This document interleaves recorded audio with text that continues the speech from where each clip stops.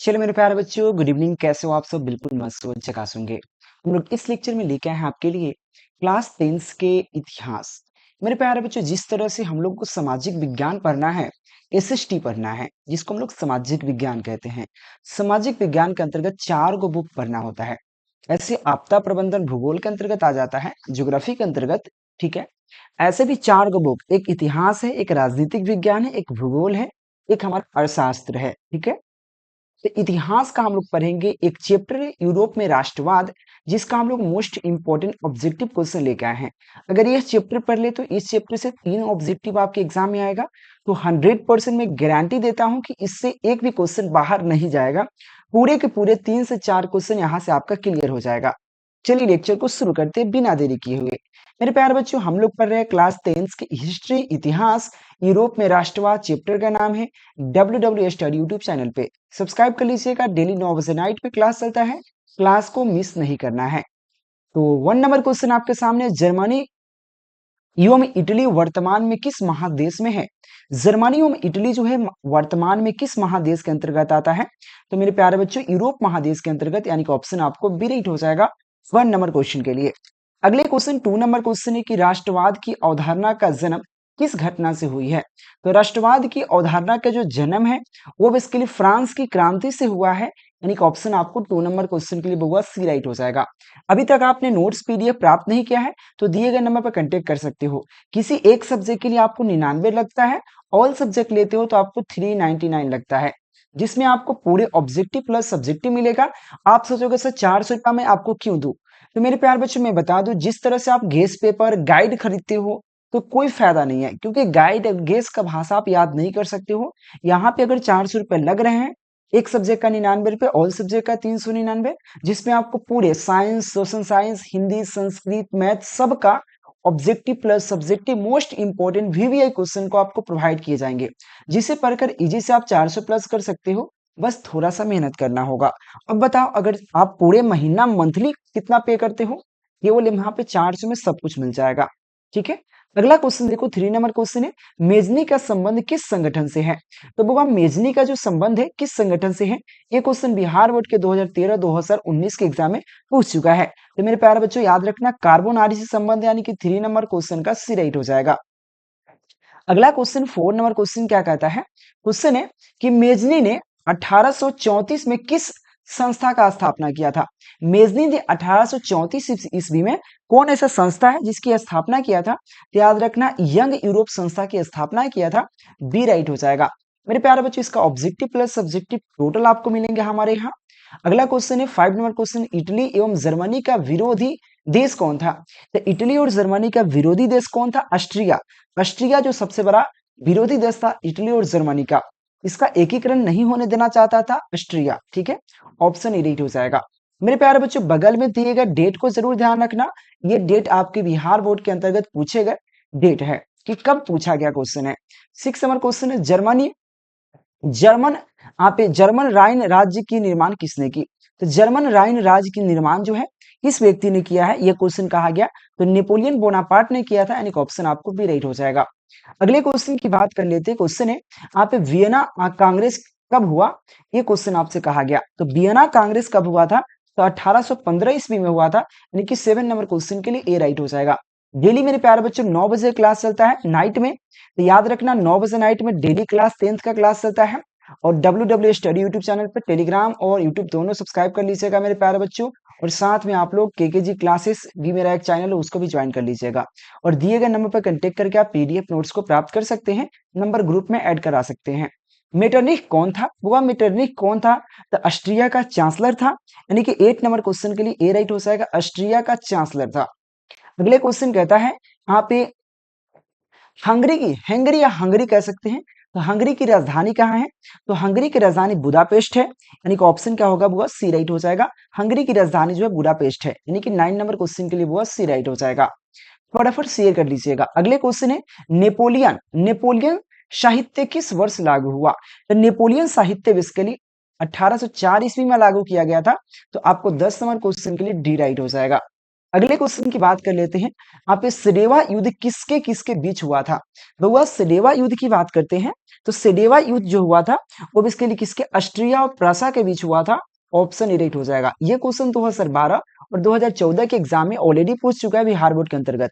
मेरे प्यारे बच्चों, बिहार बोर्ड अगर आप टॉपर बनना चाहते हैं या 450 प्लस करना चाहते हैं तो दिए गए नंबर पर कांटेक्ट करके आप एक नोट्स प्राप्त कर सकते हैं, जिसमें बेहतरीन तरीका से अपना भाषा में भोजपुरिया स्टाइल में बढ़िया तरीका से एकदम छोटा छोटा अक्षरों में आपको बेहतरीन नोट्स एक बनाया गया है, पीडीएफ बनाया गया है, सजेशन बनाया गया है आपके लिए। लेने के प्रयास जरूर कीजिएगा। अगला क्वेश्चन देख सकते हैं मेरे प्यारे बच्चों। 12 नंबर क्वेश्चन क्या कहता है? 12 नंबर क्वेश्चन है, काउंट काबूर का मृत्यु कब हुआ था? तो काउंट काबूर का मृत्यु जो हुआ था 1862 ईस्वी में हुआ था, यानी कि ऑप्शन राइट हो जाएगा 1862 ईस्वी में। अगला क्वेश्चन है, गैरीबाल्डी पेशे से क्या था? यानी कि गैरीबाल्डी पेशा मतलब उसका काम क्या था? तो एक प्रकार का नाविक था, उन्नाव चलाता था, यानी कि ऑप्शन आपको डी राइट हो जाएगा। मेरे प्यारे बच्चों, ध्यान देना कि अगर आपको टॉपर लेवल की तैयारी करना है तो डब्ल्यू स्टडी याद रखना चाहिए। क्वेश्चन है कि वियना कांग्रेस द्वारा फ्रांस में किस शासक वंश की पुनर्स्थापना की गई? यानी कि वियना कांग्रेस के द्वारा फ्रांस में कौन ऐसा शासक वंश है जिसकी पुनर्स्थापना की गई थी? तो मेरे प्यारे बच्चे याद रखना, बुर्ब वंश। बुर्ब वंश की स्थापना पुनः किया गया था फ्रांस में, सी राइट हो जाएगा। अगला क्वेश्चन देखा जाए। क्वेश्चन है, लुइस फिलिप लुई फिलिप ने 1840 में किसके अपने प्रधानमंत्री नियुक्त किया? क्वेश्चन कहा, लुई फिलिप ने 1840 में किसे अपना प्रधानमंत्री नियुक्त किया? 15 नंबर क्वेश्चन आपसे कहा जा रहा है मेरे प्यारे बच्चों, याद रखना आप एक गीजो को अपना प्रधानमंत्री नियुक्त किया, ऑप्शन ए राइट हो जाएगा।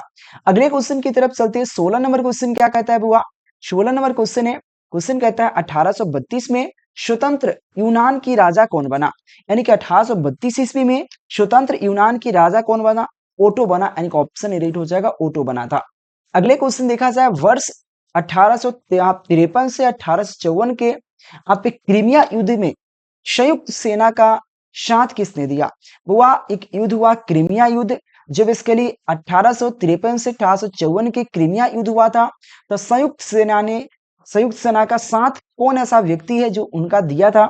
17 नंबर क्वेश्चन है, तो याद रखना काबूर ने, काउंट काबूर ने दिया था, यानी कि ऑप्शन ए राइट हो जाएगा। अगले क्वेश्चन देखो, रक्त और लौह का नीति का अवलंबन किसने किया? तो रक्त और लौह का नीति का अवलंबन बेसिकली क्या बिस्मार्क ने किया था, यानी कि 18 नंबर क्वेश्चन का सी राइट हो जाएगा। शेयर कर लीजिएगा एक बार मेरे प्यारे बच्चों। मेरे पास डिजिटल बोर्ड भी है जिसपे पढ़ाता भी हूँ, लेकिन यहाँ पे पढ़ाने में आसानी हो जाता है थोड़ा सा। लाल कुर्ती सेना का गठन किसने किया? यह लाल कुर्ता या लाल कुर्ती का सेना का गठन है, किस व्यक्ति ने किया था? 19 नंबर क्वेश्चन है, तो याद रखना गैरीबाल्डी ने लाल सेना कुर्ती का गठन किया था, यानी कि ऑप्शन सी राइट हो जाएगा। अगले क्वेश्चन देखा जाए। क्वेश्चन कहता है, आप बिस्मार्क प्रासा का, क्वेश्चन है, बिस्मार्क प्रासा का प्रधानमंत्री किस वर्ष बना? जो बिस्मार्क है वो बिस्मार्क एक व्यक्ति है, प्रासा एक देश है, इसका प्रधानमंत्री कब बना? यानी कि बिस्मार्क जो है प्रासा का प्रधानमंत्री कब बना था, यह क्वेश्चन आपसे कहा जा रहा है। याद रखना 1864 ईस्वी में, यानी कि ऑप्शन आपको सी राइट हो जाएगा। मेरे प्यारे बच्चों, अभी जो हम लोग पढ़ रहे हैं क्लास 10 के इतिहास हिस्ट्री, यानी कि सामाजिक विज्ञान का एक बुक है, चैप्टर है, उसका एक चैप्टर है यूरोप में राष्ट्रवाद, उस पर भी पढ़ रहे हैं। ठीक है। अगला क्वेश्चन है, एकीकरण के पश्चात जर्मनी का सम्राट कौन बना? यानी कि जब जर्मनी का एकीकरण हो गया तो उसका सम्राट कौन बना? तो विलियम वन बना, यानी कि ऑप्शन सी राइट हो जाएगा, विलियम वन। अगले क्वेश्चन है, कार्बोनारी का संबंध किससे था? तो कार्बोनारी का संबंध मेजनी से था, यानी कि ऑप्शन आपको ए राइट हो जाएगा, मेजनी का संबंध कार्बोनारी से था या कार्बोनारी का संबंध मेजनी से था, ऑप्शन ए राइट हो जाएगा। अगले क्वेश्चन कहता है, हितोरिया हितोरिया हितोरिया फिलाइक एक संस्था थी। हितोरिया फिलाई एक संस्था थी, कैसी संस्था थी? याद रखना राष्ट्रवादी संस्था थी। कैसी संस्था? राष्ट्रवादी संस्था। अगले क्वेश्चन देखा जाए। क्वेश्चन है, टीपू सुल्तान शासक था। टीपू सुल्तान कहाँ का शासक था मेरे प्यारे बच्चों? ये क्वेश्चन आपके कहा जा रहा है कि टीपू सुल्तान शासक था। तो टीपू सुल्तान बेसिकली हुआ कहां से? मैं यहाँ पे मैसूर का शासक था, यानी कि ऑप्शन ए राइट हो जाएगा, मैसूर। अगला क्वेश्चन कहा गया है, 1870 में फ्रांस प्रासा के बीच युद्ध कहां हुआ था? तो 1870 में फ्रांस और प्रासा के बीच युद्ध हुआ था, कहां पे हुआ था? तो याद रखना सिडेवा में हुआ था। याद रखना कहां पे हुआ था हुआ? सिडेवा में, यानी कि ऑप्शन सॉरी सिडान में हुआ था, सिडेवा नहीं सिडान में हुआ था, ऑप्शन ए राइट हो जाएगा। अगले क्वेश्चन की बात कर लेते हैं, यूरोप का मरीज किसे कहा जाता है? तुर्की को। तुर्की जो है यूरोप का मरीज कहा जाता है, यानी कि सबसे छोटा सबसे बीमारू देश है, यानी कि ऑप्शन ए राइट हो जाएगा। अगले क्वेश्चन है, जर्मनी के सांसद को क्या कहते हैं? तो जर्मनी के सांसद को हम लोग क्या कहते हैं? तो उसे हम लोग कहते हैं यहाँ पे डाइट कहते हैं। क्या कहते हैं? डाइट कहते हैं, यानी कि ऑप्शन आपको बी राइट हो जाएगा। वह नेक्स्ट क्वेश्चन की तरफ चलते हैं। 28 नंबर क्वेश्चन क्या कहता है? 28 नंबर क्वेश्चन कहता है यहाँ पे यहाँ पे क्वेश्चन है, फ्रैंकफर्ट संधि का हस्ताक्षर कब हुआ? जो फ्रैंकफर्ट जो होता है, फ्रैंकफर्ट संधि का हस्ताक्षर कब हुआ था? ये क्वेश्चन 28 नंबर क्वेश्चन का आंसर है, तो याद रखना 1871 ईस्वी में, यानी कि ऑप्शन आपको सी राइट हो जाएगा। बगल में दिए गए डेट पर थोड़ा ध्यान देना और डब्ल्यू स्टडी यूट्यूब चैनल को सब्सक्राइब करके बेल आइकन जरूर दबा लीजिएगा। आप लोग से रिक्वेस्ट यही है, और साथ में पीडीएफ नोट्स या क्लास ज्वाइन करने के लिए दिए गए नंबर पर कांटेक्ट जरूर कीजिएगा, क्योंकि कम पढ़ के और बिना मेहनत किए हुए, बिना मेहनत ऐसा नहीं, मेहनत तो करना पड़ेगा, लेकिन एक होता है कि आपको बेहतरीन क्वालिटी का चीज ही नहीं मिला। क्वालिटी अच्छा लोगे तो आपका परफॉर्मेंस भी अच्छा होगा। उसी तरह से एक बेहतरीन क्वालिटी का आपको बिहार बोर्ड के लिए स्पेशल आपको एक बेहतरीन नोट्स बनाया गया है, वो लेने के प्रयास कीजिएगा दिए गए नंबर पर कांटेक्ट करके। ठीक है, अगला क्वेश्चन है, जर्मनी का एकीकरण किस राज्य के नेतृत्व में हुआ? तो जर्मनी का जो एकीकरण हुआ किस राज्य के नेतृत्व में? तो प्रासा के नेतृत्व में हुआ, यानी कि ऑप्शन सी राइट हो जाएगा। अगला क्वेश्चन हुआ 30 नंबर क्वेश्चन है यहाँ पे ब्रुसेन ब्रुसेन शिफ्ट किसकी राष्ट्रपति सभा थी? राष्ट्रवादी सभा थी। तो यहाँ पे ब्रिसेन शिफ्ट किसकी राष्ट्रवादी सभा थी? 30 नंबर क्वेश्चन आपसे कहा जा रहा है। तो मेरे प्यारे बच्चे याद रखना, शिक्षक शास्त्र शिक्षक छात्र का, यानी कि ऑप्शन आपको बी राइट हो जाएगा। बुआ ध्यान देना कि डब्ल्यू स्टडी कुंदन सर जो आपको पूरे हेल्प करेंगे। काउंट काबूर को विक्टर एमेनुअल ने किस पद पर नियुक्त किया? प्रधानमंत्री। याद रखना, काउंट काबूर ने विक्टर एमेनुअल को प्रधानमंत्री नियुक्त किया था। यह क्वेश्चन 2 बार ऑलरेडी पूछ चुका है। अगले क्वेश्चन देखा जाए, क्वेश्चन कहता है यहाँ पे गैरी बाल्डी का यहाँ पे जीवनी किस भारतीय ने लिखा है? तो वह गैरीबाल्डी एक व्यक्ति है जिसका जीवनी मतलब उसके बारे में कौन ऐसा व्यक्ति लिखा है, ये क्वेश्चन कहा गया। तो याद रखना, लाला लाजपत राय ने लिखा है, यानी कि ऑप्शन आपको डी राइट हो जाएगा। अगला क्वेश्चन देखा जाए, वो क्वेश्चन है,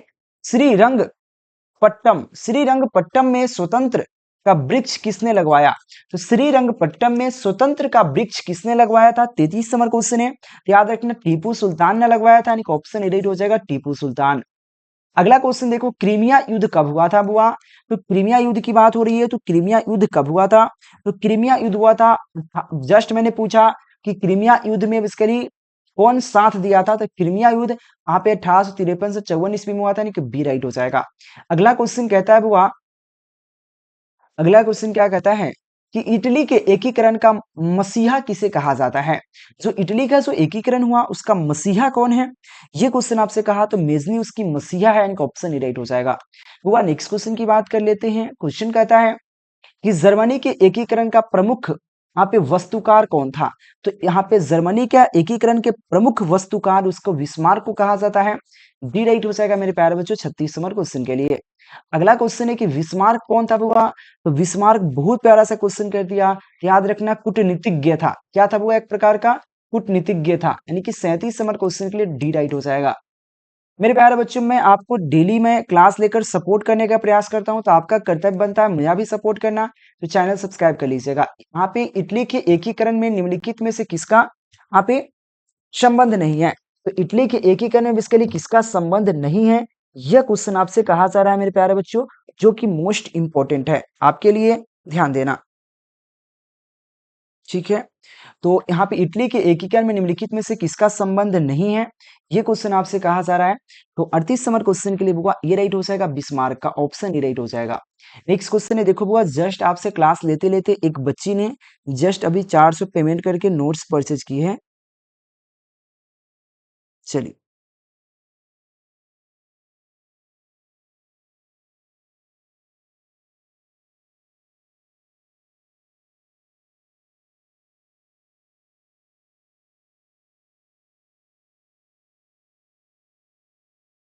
अगला क्वेश्चन है, इटली और जर्मनी के एकीकरण के विरुद्ध निम्नलिखित में से कौन सा? इटली और जर्मनी के एकीकरण में सबसे बड़ा विरुद्ध ऑस्ट्रिया था, एक ऑप्शन सी राइट हो जाएगा। अगला क्वेश्चन है, जर्मनी के एकीकरण का प्रमुख वस्तुकार कौन था? तो जर्मनी के एकीकरण के सबसे प्रमुख वस्तुकार की बात करें तो मेरे प्यारे बच्चों बिस्मार्क था, एक ऑप्शन ए राइट हो जाएगा। अगर बेहतरीन तरीके से याद करो तो सभी याद हो जाएगा, नहीं करोगे नहीं होगा। इसको याद करने के लिए सबसे पहले इसका एक नोट्स प्राप्त करना होगा जो आपके लिए कारगर साबित हो। अगला क्वेश्चन है 1830 की क्रांति के बाद फ्रांस में किस प्रकार का शासक स्थापित हुआ था? तो 1830 के बाद फ्रांस में किस प्रकार की शासक स्थापित हुआ था? 41 नंबर क्वेश्चन है, तो याद रखना संवैधानिक राजतंत्र, यानी कि ऑप्शन आपको बी राइट हो जाएगा। अगले क्वेश्चन लिखा जाए, क्वेश्चन है जर्मनी के एकीकरण के लिए कौन सा उत्तरदायी है? तो जर्मनी के एकीकरण के लिए सबसे उत्तरदायी क्या है? बिस्मार्क है, यानी कि ऑप्शन बी राइट हो जाएगा। ये क्वेश्चन कितना बार रिपीट कर चुका है और बहुत तरीके से, ठीक है। अगला क्वेश्चन है कि 1871 में कौन सी संधि हुई थी? तो 1871 में इसके लिए कौन सी संधि? तो फ्रैंकफर्ट का संधि हुआ था, यानी कि ऑप्शन राइट हो जाएगा। बगल में डेट भी ध्यान देना आप लोग। अगले क्वेश्चन की बात कर लिए। क्वेश्चन कहता है यहाँ पे जालबेरीन किसका संस्था थी? तो जालबेरीन बेसिकली कैसी संस्था थी? ये क्वेश्चन आपसे कहा गया है कि जालबेरीन जो बेसिकली कैसी संस्था थी? तो जालबेरीन बेसिकली कैसी संस्था थी? तो याद रखना व्यापारियों की संस्था थी। 44 नंबर क्वेश्चन का सी हो जाएगा। 9 बजे रात को डेली मेरे प्यारे बच्चों क्लास चलता है। कम से कम आपको 10 बजे क्लास करके खत्म करके खाकर तब सोना है। यह रूटीन बनाओ, आपको कोई नहीं रोकेगा टॉपर बनने से। यूरोपीय सब यहाँ पे सभ्यता का पालक किसे कहा जाता है? तो यूरोपीय सभ्यता का पालक बेसिकली यहाँ पे यूनान को कहा जाता है, यानी कि ऑप्शन क्या हो जाएगा? 45 नंबर क्वेश्चन का सी हो जाएगा। मेरे प्यारे बच्चों एसएसटी में 4 गो बुक पढ़ना होता है सामाजिक विज्ञान क्लास 10th के अंतर्गत, जिसमें से एक बुक है इतिहास हिस्ट्री। उसी का हम एक चैप्टर पढ़ रहे थे यूरोप में राष्ट्रवाद, जिसका मोस्ट इंपोर्टेंट ऑब्जेक्टिव क्वेश्चन लेके आए थे। तो डब्ल्यू स्टडी चैनल को सब्सक्राइब करके पीडीएफ नोट्स और क्लास ज्वाइन करने के लिए दिए गए नंबर पर कंटेक्ट जरूर कर लीजिएगा। थैंक यू मेरे प्यारे बच्चों, मिलते हैं नेक्स्ट लेक्चर में एक बार फिर से। अगर किसी प्रकार की हमसे गलती या त्रुटि हुई हो तो माफ करने के प्रयास करना। हम अपने तरफ से बढ़िया करने का प्रयास करते, बस आपकी हेल्प चाहिए। थैंक यू मेरे प्यारे बच्चों, जय हिंद, टेक केयर।